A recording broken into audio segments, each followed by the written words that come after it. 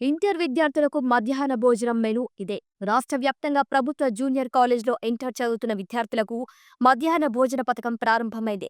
AP మంత్రి నారా లోకేష్ చేతుల మీదుగా ఈ కార్యక్రమం అమల్లోకి వచ్చింది.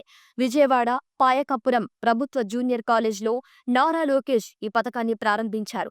రాష్ట్రంలోని 475 ప్రభుత్వ ఇన్ఫర్మేషన్, జూనియర్ కాలేజీలో మెటీరియల్, ఇంటర్మీడియట్ చదువుతున్న క్వెషన్ బ్యాంక్ విద్యార్థులకు అందజేసి మధ్యాహ్న భోజన సౌకర్యం ఈ యొక్క కల్పించనున్నారు. విద్యార్థి ఇందుకోసం ప్రభుత్వం పేలవకుండా చూసుకోవాల్సిన 27.39 బాధ్యత కోట్లు మా పైన ఖర్చు ఉందని చేస్తోంది. అలాగే గౌరవ వచ్చే విద్యా కమిషనర్ సంవత్సరానికి గారు కూడా కూడా నేను నిధులు చెప్పడం జరిగింది. కేటాయించారు.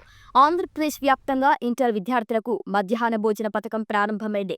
డొక్కా సీతమ్మ మధ్యాహ్న భోజన పథకాన్ని ఏపీ ప్రభుత్వం గవర్నమెంట్ జూనియర్ కాలేజీలో చదువుతున్న ఇంటర్ విద్యార్థులకు కూడా అమలు చేస్తున్న సంగతి తెలిసిందే.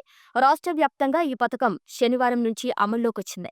ఇక ఏపీ విద్యాశాఖ మంత్రి నారా లోకేష్ విజయవాడ పాయకపురం ప్రభుత్వ జూనియర్ కాలేజీలో ఇంటర్ విద్యార్థులకు మధ్యాహ్న భోజన పథకాన్ని లాంఛనంగా ప్రారంభించారు. ఈ స్కీమ్ కోసం ఏపీ ప్రభుత్వం ఏడాదికి 27.39 కోట్లు ఖర్చు చేయనుంది. అలాగే వచ్చే విద్యా సంవత్సరం కోసం 85.84 కోట్లు కేటాయించారు.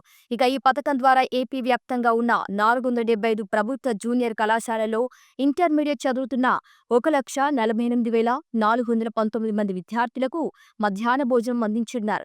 ఈ 475 ప్రభుత్వ జూనియర్ కాలేజీలలో 398 కాలేజీల సమీపంలోని పాఠశాలలకు అనుసంధానమై ఉన్నాయి. దీంతో ఇంటర్ కాలేజ్ విద్యార్థులకు కూడా పాఠశాలలోనే భోజనం తయారు చేస్తారు. మిగతా వాటి కోసం కేంద్రీకృత వంటశాలలు ఏర్పాటు చేస్తారు. ఇక ప్రభుత్వ జూనియర్ కాలేజీలో చదివే విద్యార్థులు చాలా మంది సుదూర ప్రాంతాల నుంచి ప్రయాణం చేసి కాలేజ్కొస్తుంటారు.